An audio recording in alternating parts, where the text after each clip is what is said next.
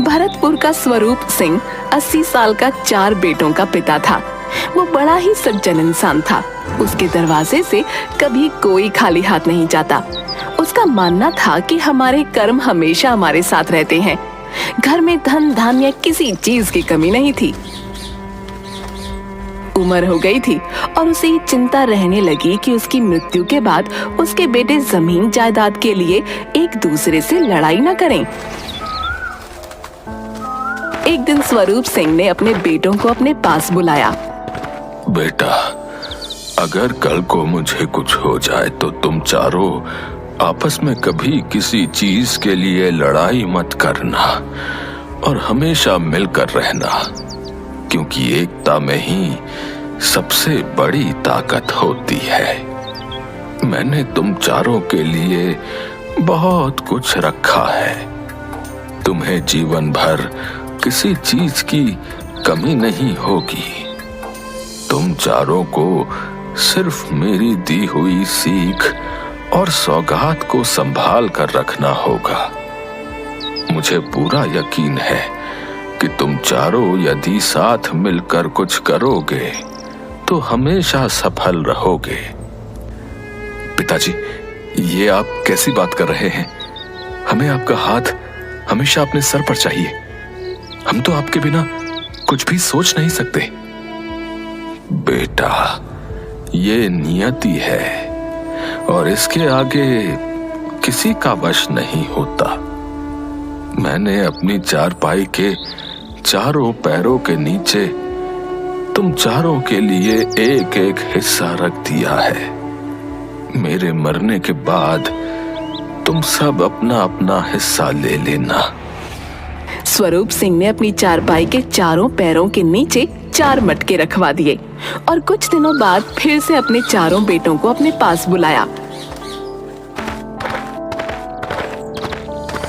बेटा, मुझे लगता है कि अब मेरा समय बहुत निकट आ गया है और मैं नहीं चाहता कि मेरे मरने के बाद तुम सब आपस में किसी भी तरह का कोई लड़ाई झगड़ा करो। मैं चाहता हूं कि मेरी आंखों के सामने तुम चारों अपनी अपनी पसंद से अपने लिए मेरी चारपाई का एक पैर चुन लो और मेरे मरने के बाद अपनी पसंद के पैर के नीचे रखे हुए अपने हिस्से को ले लेना। पिताजी, आप ये कैसी बातें करने लगे? हमें किसी चीज की आवश्यकता नहीं है। हमें सिर्फ आपका साथ चाहिए। हाँ पिताजी, भैया बिल्कुल ठीक कह रहे हैं। देखो बेटा, मैंने बहुत से घरों में भाई भाई को लड़ते और एक दूसरे को मारते देखा है। इसलिए मैं नहीं चाहता कि तुम्हारा आपसी प्रेम कल को रुपयों पैसों के लिए खत्म हो जाए। अच्छा होगा कि तुम मेरे जीते जी अपने अपने पसंद का पैर चुन लो, ताकि मैं सुकून से अपनी जीवन यात्रा संपन्न करूं। मुरली, तुम चारों भाइयों में सबसे छोटे हो, इसलिए सबसे पहले तुम अपनी पसंद का एक पैर चुन लो। उसके बाद मोहन, तुम अपनी पसंद का पैर चुनना। फिर गोपाल की बारी होगी और कृष्णा, तुम अपने भाइयों में सबसे बड़े हो, इसलिए मैंने तुम्हारे भाइयों को अपनी पसंद का चुनाव करने का मौका पहले दिया है। पिताजी, मैं जानता हूं आप जो भी करते हैं वो बहुत सोच समझ कर करते हैं और आपकी हर बात के पीछे कोई ना कोई वजह और सीख होती है।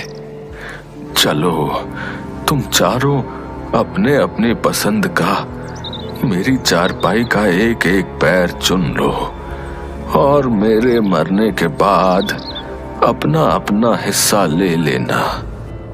चारों बेटे उदास हो गए, लेकिन पिता की बात मानकर चारों ने पिता की चारपाई का एक एक पैर चुन लिया। थोड़ी देर के बाद ही स्वरूप सिंह ने अपनी आखिरी सांस ली। घर में किसी चीज की कमी नहीं थी। चारों बेटों ने मिलकर पिता का अंतिम क्रियाकर्म पूरी विधि विधान से किया। फिर कुछ दिनों बाद पिताजी को गए कई दिन हो गए हैं। हमें अपने परिवार को सुचारू रूप से चलाने के लिए उनके कहे अनुसार अपने जीवन को आगे बढ़ाना होगा। हाँ भैया, आप बिल्कुल सही कह रहे हैं। पिताजी भी तो यही चाहते थे कि हम चारों मिलकर इस घर को संभालें। ठीक है, तो चलो हम सब अपना अपना हिस्सा पिताजी की चारपाई के पैर के नीचे से निकाल लेते हैं।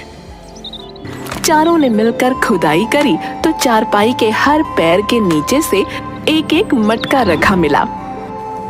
भैया, पिताजी ने हम चारों के लिए 4 मटके रखे थे। चलो अब हम सब एक एक करके अपने अपने मटके को देखते हैं। मेरे मटके में तो हीरे और जवाहरात रखे हैं। भैया, मेरे मटके में सोने और चांदी के सिक्के हैं। मेरे मटके में मिट्टी है और मेरे मटके में ये हड्डियां हैं। भैया, ये कैसा बंटवारा किया है पिताजी ने? मुझे और मोहन भैया को तो सोने चांदी हीरे जवाहरात दिए हैं। गोपाल भैया और आपको ये मिट्टी और हड्डियां। आप दोनों इन मिट्टी और हड्डियों का क्या करोगे? पिताजी का ये बंटवारा मुझे भी समझ नहीं आ रहा है। उन्होंने ऐसा क्यों किया? समझ तो मुझे भी नहीं आ रहा है। कृष्णा भैया, क्या आपको कुछ समझ आया? पिताजी ने हम दोनों के साथ ऐसा क्यों किया? क्या वो हमसे प्रेम नहीं करते थे? नहीं गोपाल, ऐसा बिल्कुल नहीं है। वो हम सबसे बराबर प्रेम करते थे। उनके इस बंटवारे के पीछे कोई ना कोई कारण और सीख छुपी होगी। गोपाल भैया, कोई बात नहीं। आप और कृष्णा भैया हम दोनों के हिस्से में आए सोने चांदी के सिक्के और हीरे जवाहरात में से आधे आधे ले लीजिए। हो सकता है पिताजी से हिस्सा बांटने में कोई गलती हो गई हो। धीरे धीरे बंटवारे की बात पूरे गांव में फैल गई। गांव के लोगों को तो पहले से ही स्वरूप सिंह के परिवार की एकता को देखकर जलन होती थी। अब तो उन्हें परिवार तोड़ने का एक मौका मिल गया। गांव के सोहनलाल कृष्णा और गोपाल से मिलते हैं। गोपाल सोहनलाल को बंटवारे की बात बताता है। अरे राम राम राम राम, ये तो बहुत गलत किया भाई स्वरूप सिंह ने। मुझे उससे ऐसी उम्मीद नहीं थी। हम सब तो उसे बड़ा ही समझदार आदमी समझते थे, फिर उसने ऐसा गलत फैसला कैसे ले लिया भैया? अब पता नहीं चाचा जी, ये तो पिताजी ही जानते होंगे। नहीं बेटा, तुम दोनों बहुत भोले हो। तुम्हें पता नहीं, मुरली और मोहन हैं तो तुमसे छोटे, लेकिन बड़े ही चालाक हैं। जरूर उन दोनों ने तुम्हारे पिता को तुम दोनों के खिलाफ कुछ समझा दिया होगा। अब नहीं सोहन चाचा, ऐसा नहीं है। वो दोनों हमसे छोटे हैं और हमें बहुत प्यार और इज्जत देते हैं। जी चाचा जी, कृष्णा सही कह रहा है। मुरली और मोहन हमें बहुत प्यार और इज्जत देते हैं। देखो बेटा, उम्र और तजुर्बे में मैं जो हूँ तुमसे जो है बहुत बड़ा हूँ। हाँ, इसीलिए तुम्हें बता रहा हूँ, अभी भी वक्त है। तुम्हें कचहरी में जाना चाहिए अपने हिस्से के लिए। ऐसा थोड़ी होता है कि 2 बच्चों को सोना चांदी जेवर रुपया पैसा सब दे दिया है और 2 को जो है मिट्टी और हड्डी है। ये क्या बात होती है भाई? गोपाल और कृष्णा सोहनलाल की बात का कोई जवाब नहीं देते हैं। ऐसे ही गांव के कई लोग गोपाल और कृष्णा को भड़काने की बात करते हैं। दोनों बड़े परेशान होते हैं। स्वरूप सिंह का एक खास नौकर हमेशा स्वरूप सिंह के साथ बचपन से रहता था। उसने स्वरूप सिंह के बेटों से कहा, मैं ये तो नहीं जानता कि तुम्हारे पिता ने ये बंटवारा क्या सोचकर किया है, परंतु इतना जरूर जानता हूँ कि वो कभी किसी के साथ अन्याय नहीं करते। तुम तो उनके अपने बेटे हो। हाँ काका, आप बात तो सही कह रहे हैं। इसलिए हम भी बहुत परेशान हैं कि पिताजी ने ये अजीब सा बंटवारा क्यों किया। चारों बेटे इस सोच में थे कि आखिर इस बंटवारे का मतलब क्या है। मुझे लगता है कि पिताजी के इस बंटवारे की पहेली को उनके मित्र और हमारे नगर के महाराज शूरवीर सिंह हल कर सकते हैं। चारों बेटे पिता के मित्र और अपने नगर के राजा महाराज शूरवीर सिंह के पास जाते हैं। महल के बाहर ही उन्हें राजकुमार मिलते हैं। फिर वो राजकुमार से पूछते हैं, महाराज कहाँ है राजकुमार? वे महल में ही हैं, परंतु उनके पास जरा सी भी अक्ल नहीं है। तुम उनके पास क्यों जा रहे हो? भैया, राजकुमार ने महाराज को कम अक्ल क्यों कहा? पता नहीं, चलो अंदर चलते हैं और देखते हैं कि क्या बात है। तभी उन्हें राजकुमारी मिलती है। राजकुमारी जी, महाराज कहाँ हैं? वे अंधे हो चुके हैं, उन्हें कुछ भी दिखाई नहीं देता। आप क्या क्या कह रही हैं राजकुमारी जी? सच कह रही हूँ। तुम्हें मुझ पर यकीन नहीं है तो महल के अंदर जाओ और खुद देख लो, उन्हें कुछ भी दिखाई नहीं देता। चारों भाइयों को ये सुनकर बड़ा ही अजीब लगा। तभी महारानी की नजर चारों भाइयों पर पड़ती है। महल के लोग चारों भाइयों को बहुत अच्छे से पहचानते थे। महारानी चारों को अपने पास बुलाती है। प्रणाम महारानी। कैसे हो तुम सब, और शेर सिंह कैसे हैं? महारानी, कुछ दिनों पहले पिताजी का स्वर्गवास हो गया। ये तो बहुत दुख की बात है।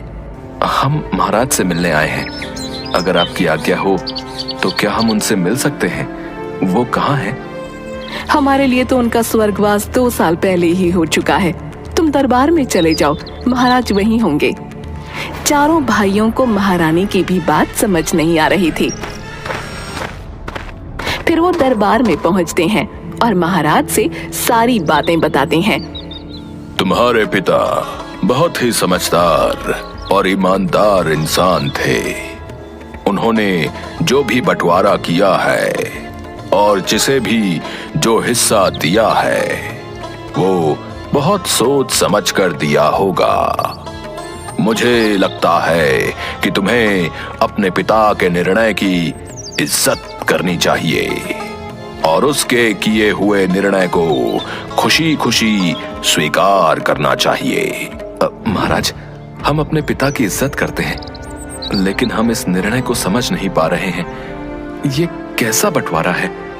2 भाइयों को हीरे जवाहरात और सोने चांदी के हिस्से मिले और 2 भाइयों को मिट्टी और हड्डियां।